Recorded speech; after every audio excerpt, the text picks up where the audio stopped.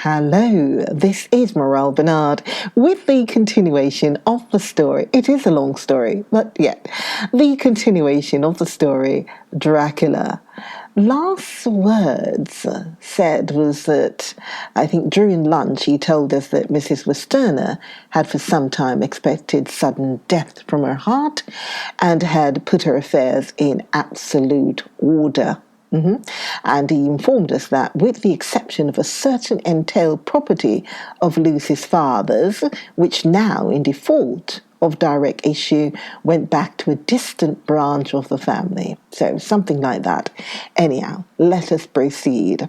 Frankly, we did our best to prevent such a testamentary disposition and pointed out certain contingency that might leave her daughter either penniless or not so free as she should be to act regarding a matrimonial alliance. Indeed, we pressed the matter so far that we almost came into collision, for she asked us if we were or were not prepared to carry out her wishes. Of course, we had then no alternative but to accept. We were right in principle, and 99 times out of 100 we should have proved by the logic of events the accuracy of our judgment. Frankly, however, I must admit that in this case any other form of disposition would have rendered impossible the carrying out of her wishes. For by her predeceasing her daughter, the latter would have come into possession of the property. And even had she only survived her mother by 5 minutes, her property would, in case there were no will, and a will was a practical impossibility in such a case, have been treated at her decease as under intestacy.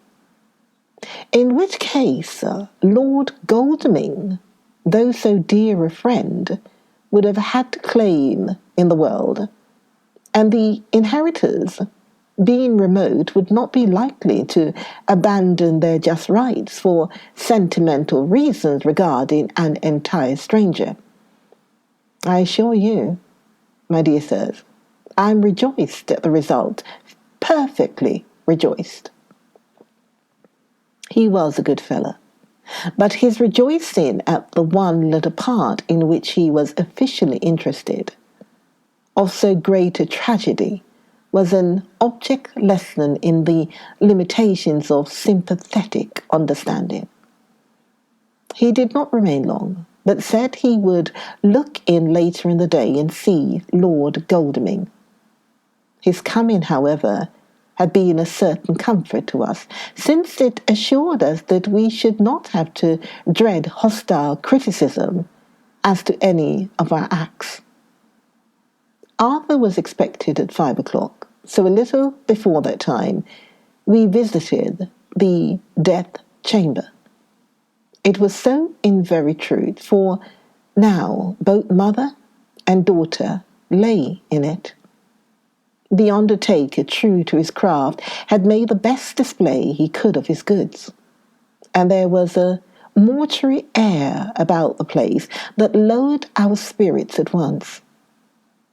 Van Hessling ordered the former arrangement to be adhered to, explaining that as Lord Godalming was coming very soon, it would be less harrowing to his feelings to see all that was left of his fiancée quite alone.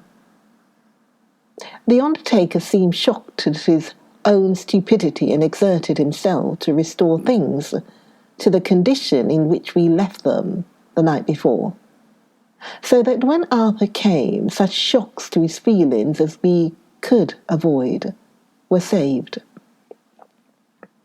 Poor fellow, he looked desperately sad and broken. Even his stalwart manhood seemed to have shrunk somehow under the strain of his much tired emotions. He had, I knew, been very genuinely and devotedly attached to his father, and to lose him, and at such time, was a bitter blow to him. With me he was warm as ever, and to Van Helsing he was sweetly courteous. But I could not help seeing that there was some constraint with him. The professor noticed it too, and motioned me to bring him upstairs. I did so, and left him at the door of the room, as I felt he would like to be quite alone with her. But he took my arm and led me in, saying huskily, "You loved her too, old fellow.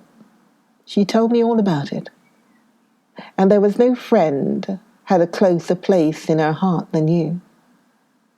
I don't know how to thank you for all you have done for her. I can't think yet."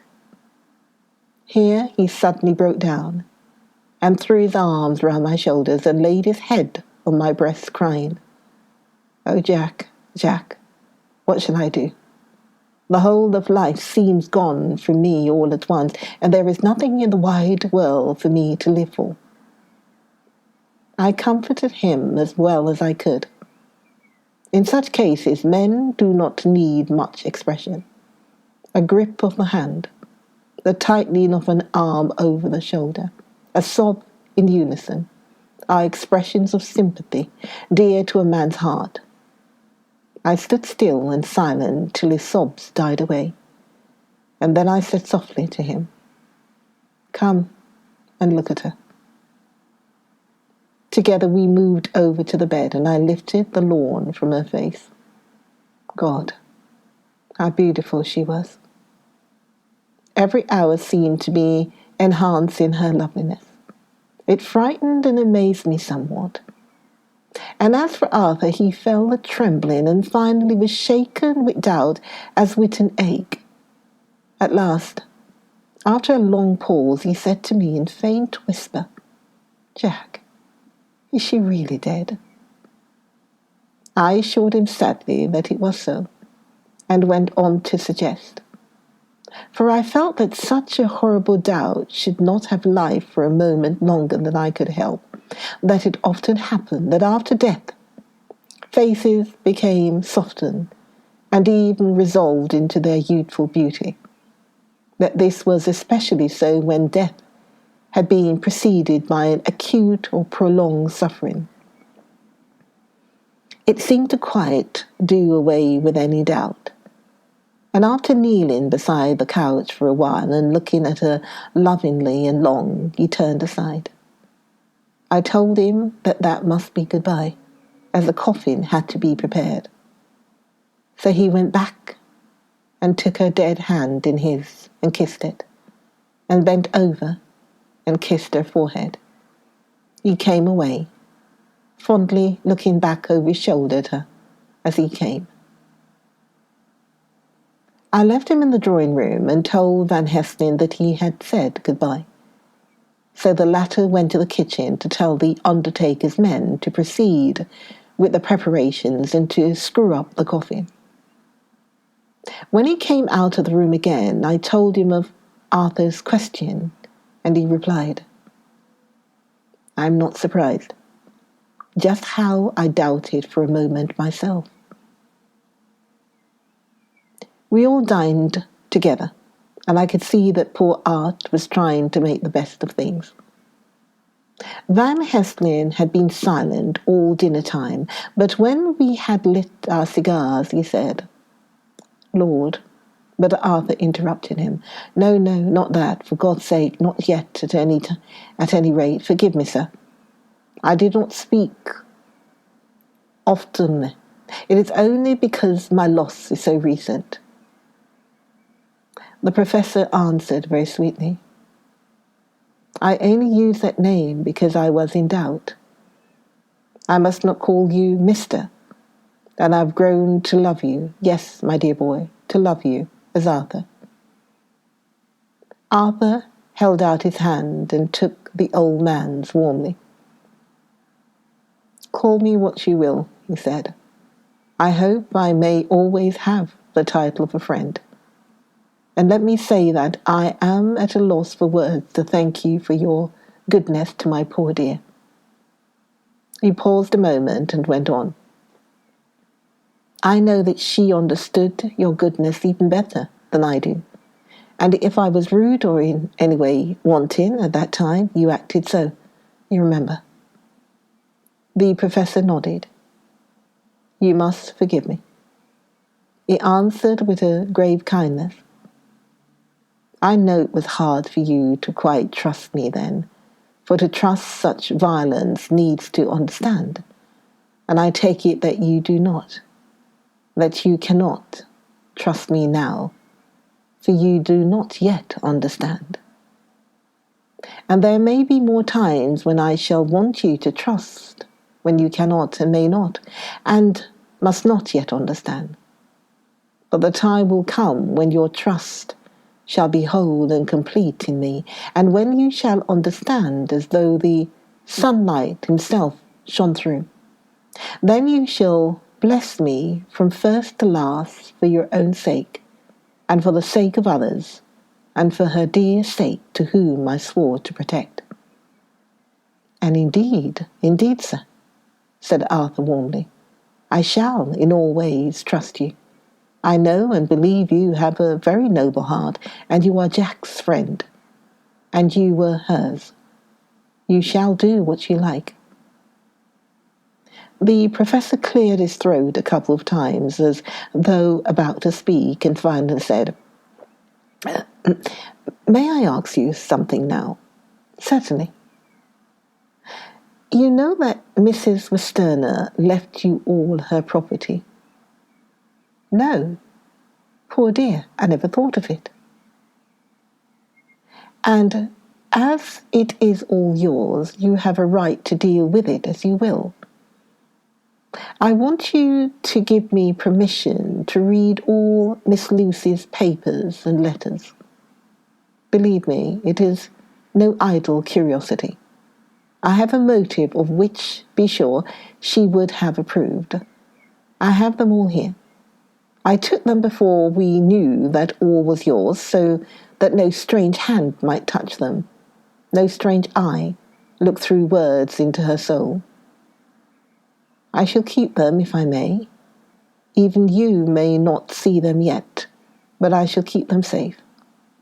No word shall be lost, and in the good time I shall give them back to you. It's a hard thing I ask, but you will do it, will you not, for Lucy's sake? Arthur spoke out heartily, like his old self. Dr. Van Heslin, you may do what you will. I feel that in saying this I am doing what my dear one would have approved. I shall not trouble you with questions till the time comes. The old professor stood up as he said solemnly, And you are right. There will be pain for us all, but it will not be all pain, nor will this pain be the last. We, and you too, you most of all, my dear boy, will have to pass through the bitter water before we reach the sweet. But we must be brave of heart and unselfish, and do our duty, and all will be well. I slept on a sofa in Arthur's room that night. Van Heslin did not go to bed at all. He went to and fro as if patrolling the house, and was never out of sight of the room where Lucy lay in her coffin, strewn with the wild garlic flowers which sent through the odour of lily and rose, a heavy, overpowering smell into the night. Mina Harker's Journal, 22nd September. In the train to Exeter, Jonathan sleeping. It seems only yesterday that this last entry was made, and yet how much between them, in Whitby and all the world before me. Jonathan away, and no news of him. And now, married to Jonathan, Jonathan a solicitor, a partner, rich, master of his business. Mr. Hawkins dead and buried, and Jonathan with another attack that may harm him. Some day he may ask me about it. Down it all goes. I'm rusty in my shorthand. See what unexpected prosperity does for us. So it may be as well to freshen it up again with an exercise anyhow. The service was very simple and very solemn. There were only ourselves and the servants there, one or two old friends of his from Exeter, his London agent, and a gentleman representing Sir John Paxton, the president of the Incorporated Law Society. Jonathan and I stood hand in hand, and we felt that our best and dearest friend was gone from us. We came back to town quietly, taking a bus to Hyde Park Corner. Jonathan thought it would interest me to go into the Row for a while, so we sat down, but there were very few people there, and it was sad looking and desolate to see so many empty chairs. It made us think of the empty chair at home, so we got up and walked down Piccadilly. Jonathan was holding me by the arm the way he used to in the old days before I went to school. I felt it very improper, for you can't go on for some years teaching etiquette and decorum to other girls without the pedantry of it biting into yourself a bit. But it was Jonathan, and he was my husband, and we didn't know anybody who saw us, and we didn't care if they did. So on we walked. I was looking at a very beautiful girl in a big cartwheel hat sitting in a Victoria outside Juliana's, when I felt Jonathan clutch my arm so tight that he hurt me, and he said under his breath, "My God." I'm anxious, always anxious about Jonathan, for I fear that some nervous fit may upset him again. So I turned to him quickly and asked him what it was that disturbed him. He was very pale, and his eyes seemed bulging out as half in terror and half in amazement. He gazed at a tall, thin man with a beaky nose and black moustache and pointed beard, who was also observing the pretty girl. He was looking at her so hard that he did not even see either of us, and so I had a good view of him. His face was not a good face. It was hard and cruel and sensual, and his big white teeth that looked all the whiter because his lips were so red were pointed like an animal's. Jonathan kept staring at him till I was afraid he would notice. I feared he might take it ill. He looked so fierce and nasty. I asked Jonathan why he was disturbed, and he answered, evidently thinking that I knew as much about it as he did. "Do you see who it is?" "No, dear," I said. "I don't know him. Who is it?" His answer seemed to shock and thrill me, for it was said as if he did not know that it was to me, Mina, to whom he was speaking. "It is the man himself." The poor dear was evidently terrified at something, very greatly terrified. I do believe that if he had not had me to lean on and support him, he would have sunk down. He kept staring. A man came out of the shop with a small parcel and gave it to the lady, who then drove off. The dark man kept his eyes fixed on her, and when the carriage moved up Piccadilly, he followed in the same direction and hailed a hansom. Jonathan kept looking after him and said, as if to himself, "I believe it is the Count, but he has grown young. My God, if this be so, oh my God, if I only knew, if I only knew." He was distressing himself so much that I feared to keep his mind on the subject by asking him any questions, so I remained silent. I drew him away quietly, and he, holding my arm, came easily. We walked a little further, and then went in and sat for a while in the Green Park. It was a hot day for autumn, and there was a rather, comfortable place with shade. After a few minutes, staring at nothing, Jonathan's eyes closed, and he went quietly into a sleep with his head on my shoulder. I thought it was the best thing for him, so did not disturb him. In about 20 minutes he woke up and said to me quite cheerfully, "Why, Mina, have I been asleep? Oh, do forgive me for being so rude. Come, and we'll have a cup of tea somewhere." He had evidently forgotten all about the dark stranger, as in his illness he had forgotten all that this episode had reminded him of. I don't like this lapsing into forgetfulness. It may make or continue some injury to the brain. I must not ask him for fear I shall do more harm than good.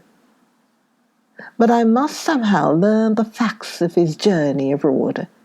The time is come, I fear, when I must open that parcel and know what is written. Oh, Jonathan, you will, I know. Forgive me if I do wrong, but it is for your own dear sake. Later. A sad homecoming in every way. The house empty of the dear soul who was so good to us. Jonathan still pale and dizzy under a slight relapse of his malady, and now a telegram from Van Helsing, whoever he may be. You will be grieved to hear that Mrs. Westerner died 5 days ago, and that Lucy died the day before yesterday. They were both buried today. Oh, what a wealth of sorrow in a few words. Poor Mrs. Westerner. Poor Lucy. Gone, gone, never to return. And poor Arthur, to have lost such sweetness out of life. God help us all to bear our troubles. Dr. Seward's Diary, 22nd September. It is all over. Arthur has gone back to Ring and has taken Quincy Morris with him. What a fine fellow is Quincy. I believe in my heart of hearts that he suffered as much about Lucy's death as any of us. But he bore himself through it like a moral Viking. If America can go on breeding men like that, she will be a power in the world indeed. Van Helsing is lying down, having a rest preparatory to his journey. He goes over to Amsterdam tonight, but says he returns tomorrow night, that he only wants to make some arrangements which can only be made personally. He's to stop with me then, if he can. He says he has work to do in London, which may take him some time. Poor old fellow. I fear that the strain of the past week has broken down even his iron strength. All the time of the burial he was, I could see, putting some terrible restraint on himself. When it was all over, we were standing beside Arthur, who, poor fellow, was speaking of his part in the operation where his blood had been transfused to his Lucy's veins. I could see Van Helsing's face grow white and purple by turns. Arthur was saying that he felt since then as if they two had been really married, and that she was his wife in the sight of God. None of us said a word of the other operations, and none of us ever shall. Arthur and Quincy went away together to the station, and Van Helsing and I came on here. The moment we were alone in the carriage, he gave way to a regular fit of hysterics. He has denied to me since that it was hysterics, and insisted that it was only his sense of humour asserting itself under very terrible conditions. He laughed till he cried, and I had to draw down the blinds lest anyone should see us and misjudge. And then he cried till he laughed again, and laughed and cried together, just as a woman does. I tried to stern with him as one is to a woman under the circumstances, but it had no effect. Men and women are so different in manifestations of nervous strength or weakness. Then, when his face grew grave and stern again, I asked him why his mirth and why at such a time. His reply was, in a way, characteristic of him, for it was logical and forceful and mysterious. He said, "Ah, you don't comprehend, friend John. Do not think that I am not sad, though I laugh. See, I have cried even when the laugh did choke me. But no more think that I am all sorry when I cry, for the laugh he come just the same. Keep it always with you, that laughter, who knock at your door and say, 'May I come in?' is not the true laughter. No, he's a king, and he come when and how he like. He asks no person, he choose no time of suitability. He say, 'I'm here.' Behold, in example, I grieve my heart out for that so sweet young girl. I give my blood for her, though I am old and worn. I give my time, my skill, my sleep. I let my other sufferers want that so she may have all. And yet I can laugh at her very grave. Laugh when the clay from the spade of the sexton drop upon her coffin and say, thud, thud to my heart, till it sent back the blood from my cheek. My heart bleed for that poor boy, that dear boy, so of the age of mine own boy, had I been so blessed that he lived, and with his hair and eyes the same. There, you know now why I love him so. And yet he say things that touch my husband heart to the quick, and make my father heart yearn to him as to no other man, not even to you, friend John. For we are more level in experiences than father and son. Yet even at such moment, King, laugh.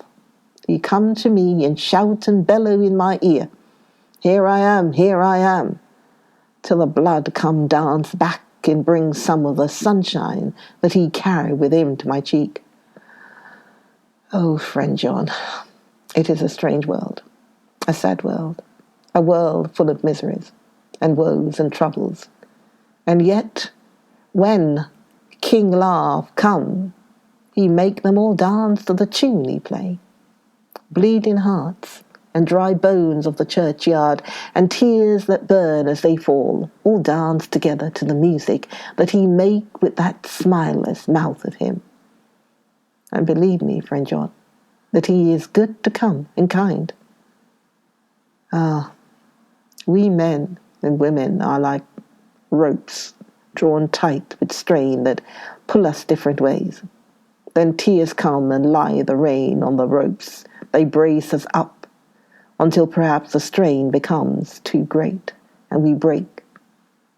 But King Laugh, he come like the sunshine, and he ease off the strain again, and we bear to go on with our labour, what it may be. I did not like to wound him by pretending not to see his idea, but as I did not yet understand the cause of his laughter, I asked him. As he answered me, his face grew stern, and he said in quite a different tone, "Oh, it was the grim irony of it all.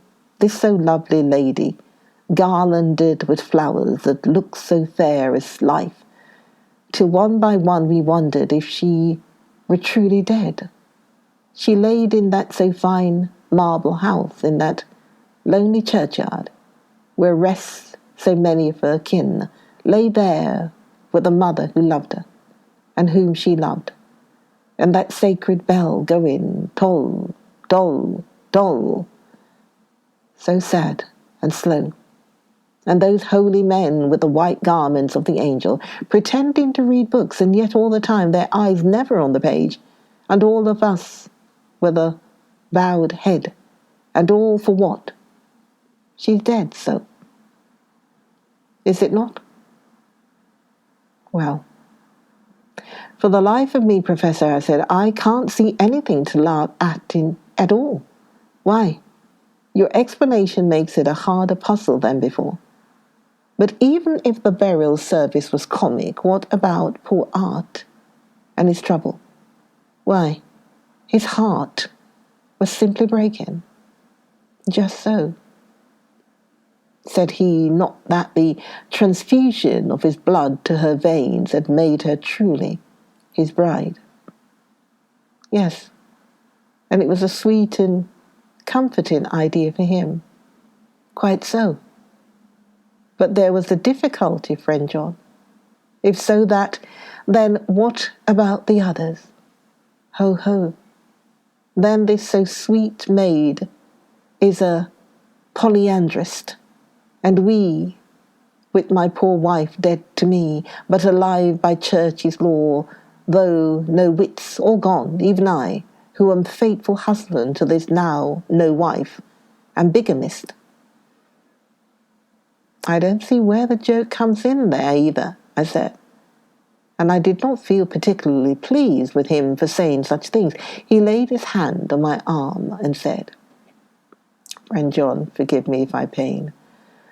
I showed not my feeling to others when it would wound, but only to you, my only friend, whom I can trust. If you could have looked into my very heart then when I want to laugh, if you could have done so when the laugh arrived, if you could do so now, when King Laugh had packed up his crown and all that is to him, for he go far, far away from me, and for a long, long time, maybe you would perhaps pity me the most of all. I was touched by the tenderness of his tone and asked why. Because I know. And now we are all scattered, and for many a long day loneliness will sit over our roofs with brooding wings. Lucy lies in the tomb of her kin, a lordy death house in a lonely churchyard, away from teeming London, where the air is fresh and the sun rises over Hampstead Hill, and where wild flowers grow of their own accord. So I can finish this diary, and God only knows if I shall ever begin another. If I do, or if I even open this again, it will be to deal with different people and different themes. For here at the end, where the romance of my life is told, here I go back to take up the thread of my life work. I say sadly, and without hope. I shall stop there. I shall stop there, and we will be back. We will be back when we look at the Hampstead mystery. Join me, Morel Bernard, join me for the next video of Dracula. It is a long story, but bear with it. Join me for the next video of Dracula. I'll see you then. Bye.